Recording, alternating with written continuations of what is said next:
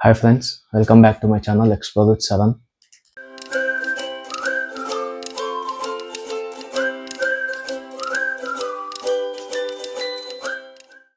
Friends మనకి stocks గురించి చాలామంది డే టు డే లైఫ్లో మనకి చాలామంది చెప్తుంటారు. అదే నేను ఈ స్టాక్ మీద ఇన్వెస్ట్ చేశాను, నాకు మంచి లాభాలు వచ్చాయి, నువ్వు కూడా ఇన్వెస్ట్ చెయ్యి అని చెప్పి చెప్తూ ఉంటారు. అలా మనం ఇన్వెస్ట్ చేయొచ్చా ఒకటి చెప్పినప్పుడు? అండ్ మనకి అసలు స్టాక్ గురించి నాలెడ్జ్ లేనప్పుడు మనము ఎటువంటి అనాలిసిస్ చేయాలి? అండ్ మనం ఎలాంటి స్టాక్స్ కొనే ముందర వేటిని మనం చూసుకోవాలి?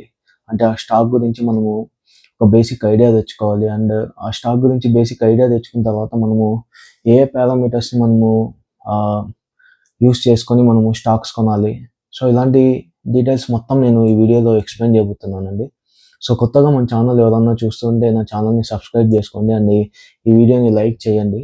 సో, మీరు కంప్లీట్ వీడియో చూసారంటే మీకు ఈజీగా ఒక అండర్‌స్టాండింగ్ వస్తుందండి. మీరు ఫ్యూచర్‌లో ఎలాంటి స్టాక్స్ కొనాలి అండ్ ఎలా ఉంటుంది అని చెప్పి. సో, వీడియోని కంప్లీట్‌గా చూడండి. ఇప్పుడైతే మనం వీడియోలోకి వెళ్ళిపోదాము. ఫ్రెండ్స్, ఒక సింపుల్ ఎగ్జాంపుల్ చెప్తాను. సో, మనము చదువుకునే పిల్లలు కావచ్చు, లేకపోతే వాళ్ళ పేరెంట్స్ కావచ్చు, లేకపోతే స్టూడెంట్స్ కావచ్చు. సపోజ్ ఇంటర్ ఫినిష్ అయింది. సో, బీటెక్ స్టడీస్‌కి వెళ్ళాలి, ఎగ్జాంపుల్‌గా చెప్తున్నాను.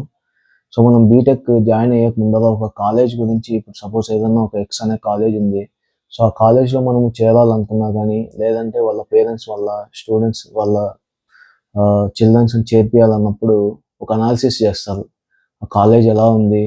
అండ్ ఆ కాలేజ్‌కి ఒక గుర్తింపు ఎలా ఉంది? దాంట్లో ఎంతమంది స్టూడెంట్స్ చదువుతున్నారు? ఎంతమంది పాస్ అవుట్ అవుతున్నారు? సో, బీటెక్‌లో మంచి ఆ కాలేజ్‌కి ర్యాంకింగ్ ఎలా ఉంది? దాంట్లో కంపెనీస్ ఎలా వస్తున్నాయి? మనకి పాస్ అవుట్ అయినప్పుడు ఫోర్త్ ఇయర్ తర్వాత పాస్ అవుట్ అయినప్పుడు బీటెక్ తర్వాత సో, కంపెనీస్ వస్తున్నాయా? వాళ్ళకి ఉద్యోగాలు వస్తున్నాయా? సో, ఇలాంటివన్నీ చేస్తాం మనము. ఒక కాలేజ్ జాయిన్ అవ్వాలంటేనే మనము ఇన్ని విధాలుగా మొత్తం అనాలిసిస్ చేస్తాము. సో, దీన్ని ఏమంటారంటే ఫండమెంటల్ అనాలిసిస్ అంటారండి. సో, ఫండమెంటల్ అనాలిసిస్ అంటే ఇప్పుడు మనము ఒక స్టాక్‌ని ఇన్వెస్ట్ చేస్తున్నామంటే, ఆ స్టాక్ యొక్క బ్యాక్‌గ్రౌండ్ మొత్తం మనం తెలుసుకోవాలి. అంటే ఆ స్టాక్ ఎలా పోతుంది? ఏంటి? అసలు దాంట్లో లాభాలు ఎలా వస్తున్నాయి? నష్టాలు వస్తున్నాయా? అసలు ఆ కంపెనీ ఏంటి? ఆ కంపెనీ డైరెక్టర్స్ ఎవరు? ఆ కంపెనీ గ్రోత్ ఎలా ఉంది? దాంట్లో ప్రాఫిట్ అండ్ లాస్ ఎలా వస్తుంది? సో, ఇవన్నీ మనము తెలుసుకోవాలి. సో, దీన్ని ఏమంటారంటే ఫండమెంటల్ అనాలిసిస్ అంటారండి. సో, ఈ ఫండమెంటల్ అనాలిసిస్ చేసినప్పుడే మీకు ఒక ఐడియా వస్తుంది. అదే నేను ఈ స్టాక్ మీద ఇన్వెస్ట్ చేయొచ్చా లేదా? ఈ మ్యూచువల్ ఫండ్ మీద ఇన్వెస్ట్ చేయొచ్చా లేదా? అని చెప్పి. సో, మీరు బేసిక్ నాలెడ్జ్ ఉంది. ప్లస్ ఈ ఫండమెంటల్ అనాలిసిస్ చేశారంటే అప్పుడు మీకు ఒక ఐడియా వస్తుంది. నేను ఈ స్టాక్ మీద ఇన్వెస్ట్ చేయొచ్చా లేదా అని చెప్పి. సో, అలాంటప్పుడు మీకు ఎవరి ఆహ్, యూజ్ ఉండదండి. సో, మీరు ఒకరి మీద ఆధారపడాల్సిన అవసరం ఉండదు. సో, మీ పాటికి మీరు అనాలిసిస్ చేస్తారు. స్టాక్స్ మీద ఇన్వెస్ట్ చేస్తారు. మీకు లాభాలొస్తాయి. సో, ఈ వీడియోని క్లియర్‌గా చూడండి.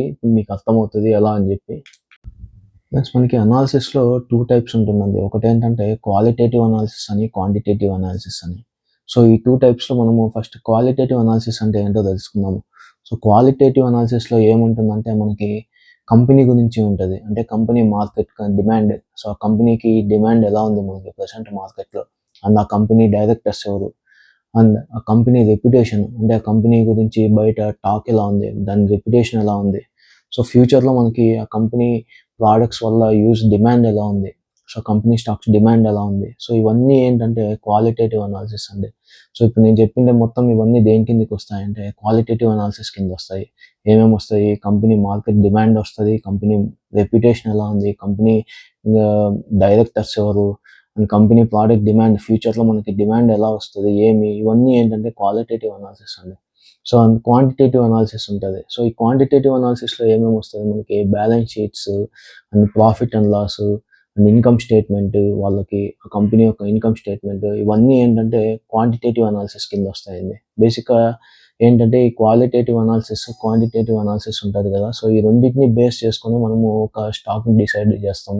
అంటే మనం ఈ స్టాక్‌ని కొనొచ్చా లేదా అని చెప్పి మనం డిసైడ్ అవ్వచ్చు. సో, బేసిక్‌గా మనము ఈ క్వాలిటేటివ్ అనాలిసిస్, క్వాంటిటేటివ్ అనాలిసిస్‌ని కంపేర్ చేస్తే మనకొక ఐడియా వస్తుంది. సో, ఈ స్టాక్ అనేది ప్రాఫిట్‌లో ఉంటదా? లాస్‌లో ఉంటదా? అసలు మనం ఈ స్టాక్ మీద ఇన్వెస్ట్ చేయొచ్చా లేదా అని చెప్పి మనకు బేసిక్ ఐడియా వస్తదండి. సో, ఇది qualitative and quantitative analysis. Plus ఇంకోటేంటంటే balance sheets. So, balance sheets మనకి ఏ కంపెనీ బ్యాలెన్స్ షీట్స్ కావాలన్నా మనకి నెట్‌లో దొరుకుద్దండి. సో మీరు ఏ కంపెనీది మీరు ఇన్వెస్ట్ చేయాలనుకుంటున్నారో ఆ company name with balance sheet అని టైప్ చేస్తే మీకు ఆటోమేటిక్గా మీకు రిజల్ట్ వస్తుంది. గూగుల్‌లో సెర్చ్ చేసుకుంటే మీకు బ్యాలెన్స్ షీట్స్ అనేవి దొరుకుతాయి. మీరు అక్కడికి వెళ్ళి చెక్ చేసుకోవచ్చు. సో బ్యాలెన్స్ షీట్స్‌లో మనకి ఏమేమి ఉంటాయంటే assets, liabilities and capitals. So ఈ 3 వచ్చేసి మనకి బ్యాలెన్స్ షీట్‌లో తెలుస్తది. సో అసెట్స్ అంటే ఏంటి? కంపెనీ యొక్క ఆస్తులు. సో ఆస్తుల్ని మనము ఇంగ్లీష్‌లో అసెట్స్ అంటాము. లయబిలిటీస్ అంటే ఏంటంటే కంపెనీ యొక్క అప్పులు. సో ఆ కంపెనీకి ఎన్ని అప్పులున్నాయి, ఏంటి అండ్ ఆస్తులు ఎన్నున్నాయి, ఏమి అని చెప్పి మనకు బ్యాలెన్స్ షీట్స్‌లో తెలుస్తుంటుంది. And capitals. సో ఇవన్నీ ఏంటంటే బ్యాలెన్స్ షీట్‌లో మనకి తెలుస్తుందండి. సో ఎప్పుడు కూడా గుర్తుపెట్టుకోండి కంపెనీకి లాభాలు ఎక్కువ ఉండాలి. అంటే అసెట్స్ ఎప్పుడైతే ఎక్కువ ఉంటాయో ఆటోమేటిక్‌గా వాళ్ళకి లాభాలు వస్తున్నాయనే కదా అర్థము. సో అసెట్స్ అనేవి ఎప్పుడూ ఎక్కువ ఉండాలి. అండ్ లయబిలిటీస్ అంటే అప్పులు. సో అప్పులు తక్కువ ఉండాలి. అండ్ క్యాపిటల్స్ ఎక్కువ ఉండాలి. ఇది ఎప్పుడైనా సరే గుర్తుపెట్టుకోండి. అసెట్స్ ఎప్పుడూ ఎక్కువ ఉండాలి. లయబిలిటీస్ ఎప్పుడూ తక్కువ ఉండాలి. అండ్ క్యాపిటల్స్ ఎప్పుడూ ఎక్కువ ఉండాలి. సో క్యాపిటల్స్ ఎక్కువ ఉండి, అసెట్స్ ఎక్కువ ఉండి ఉంటే ఆ ఒక కంపెనీ అనేది బాగుంది. ఆ స్టాక్స్ అనేవి మీకు ఫ్యూచర్‌లో లాభాలు వస్తుందని అర్థం. లయబిలిటీస్ ఎప్పుడు కూడా తక్కువే ఉండాలి. సో మనము అప్పులుండే కంపెనీకి మనం స్టాక్స్ కొనం కదా ఎప్పుడు కూడా. సో ఏదన్నా ఒక స్టాక్ మీరు చూసారు ఎక్స్ అనే స్టాక్‌ని. ఆ కంపెనీకి అసెట్స్ చాలా తక్కువున్నాయి. అండ్ లయబిలిటీస్ చాలా ఎక్కువున్నాయి. సో అలాంటి స్టాక్స్‌ని మనం పర్చేస్ చేస్తామా? చేయము. ఎందుకంటే ఆ స్టాక్‌కి ఆల్రెడీ ఆ కంపెనీకి అప్పులున్నాయి. సో అప్పులుండే కంపెనీకి మనము ఎవరు కూడా ఇన్వెస్టర్స్ అనేవాళ్ళు ఇన్వెస్ట్ చేయరు. సో అలాంటప్పుడు మీరు ఈ పాయింట్‌ని చాలా గుర్తుపెట్టుకోవాలండి. అసెట్స్ ఎప్పుడూ ఎక్కువుండాలి. లయబిలిటీస్ ఎప్పుడూ తక్కువుండాలి. మార్కెట్ క్యాపిటల్ కూడా ఎప్పుడూ ఎక్కువుండాలి. సో ఈ పాయింట్‌ని మీరు గుర్తుపెట్టుకున్నారంటే మీకు ఒక ఐడియా వస్తది. ఎలాంటి స్టాక్స్‌ని మనము పర్చేస్ చేయాలి అని చెప్పి. సో ఇవన్నీ మీకు ఎక్కడ తెలుస్తది? కంపెనీ యొక్క బ్యాలెన్స్ షీట్ ఉంటది. ఆ కంపెనీ యొక్క బ్యాలెన్స్ షీట్‌లో ఈ డీటెయిల్స్ మొత్తం మీకు తెలుస్తుందండి. సో ఇంకోటేంటంటే profit and loss account. Same మీరిప్పుడు బ్యాలెన్స్ షీట్ మాదిరి మీకి ప్రాఫిట్ అండ్ లాస్ అకౌంట్ కూడా మీకు ఆన్‌లైన్‌లో దొరుకుద్ది. సో ఏ కంపెనీకి మీరు సెర్చ్ చేసుకున్నా కూడా మీరు జస్ట్ ఆన్‌లైన్‌లోకెళ్ళి సెర్చ్ చేశారంటే మీకి ప్రాఫిట్ అండ్ లాస్ అకౌంట్ తెలిసిపోద్ది. సో ఇంకోటేంటంటే వాళ్ళ యొక్క నెట్ ఇన్‌కమ్. సో మీరు ఏ కంపెనీ స్టాక్స్ పర్చేస్ చేయాలనుకున్నా కూడా వాళ్ళ నెట్ ఇన్‌కమ్ ఎలా ఉంది అని చెప్పి మీరు తెలుసుకోవాలి. సో నెట్ ఇన్‌కమ్ అనేది ఎలా వస్తది మనకి? రెవెన్యూ మైనస్ వాళ్ళ యొక్క కంపెనీ ఎక్స్‌పెన్సెస్. సో వాళ్ళకొచ్చే రెవెన్యూ దాంట్లో నుంచి వాళ్ళ ఉండే ఎక్స్‌పెన్సెస్ ఇవన్నీ తీసేస్తే వాళ్ళొక నెట్ ఇన్‌కమ్ అని చెప్పి మనకర్థము.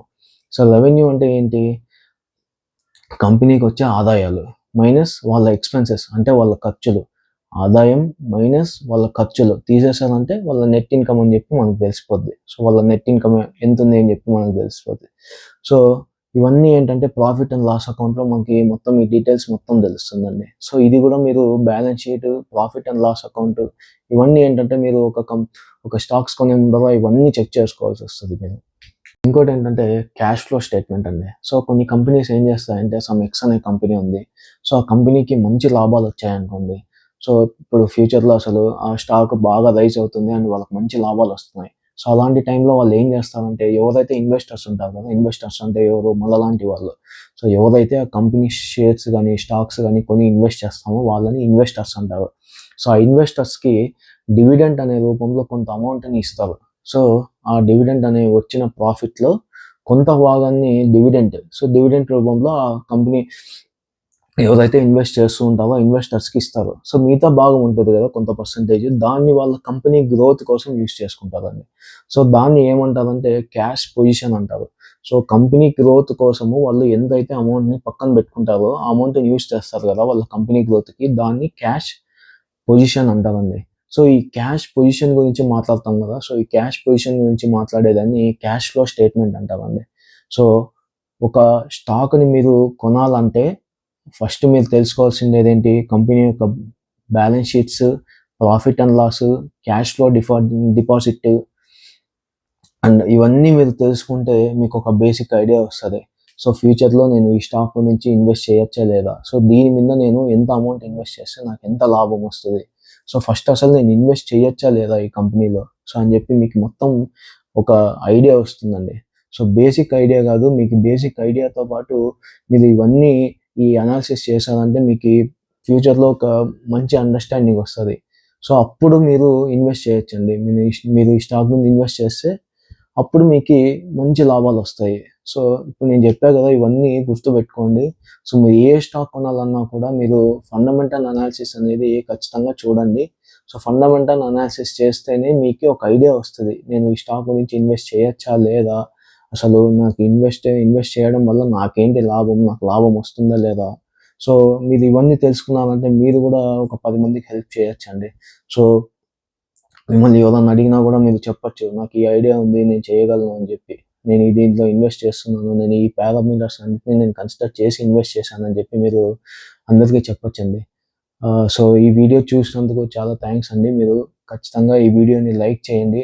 అండ్ నా ఛానెల్‌ని సపోర్ట్ చేసి, షేర్ చేసి నా వీడియోస్ అండ్ నాకీ స సపోర్టర్స్ ఇంకా వచ్చి, నాకి సబ్‌స్క్రైబర్స్ ఇంకా వచ్చేలా చూడండి. అండ్ ఈ వీడియో షేర్ చేసి తప్పకుండా నా ఛానెల్‌ని సబ్‌స్క్రైబ్ చేయమని చెప్పండి. And thanks for watching.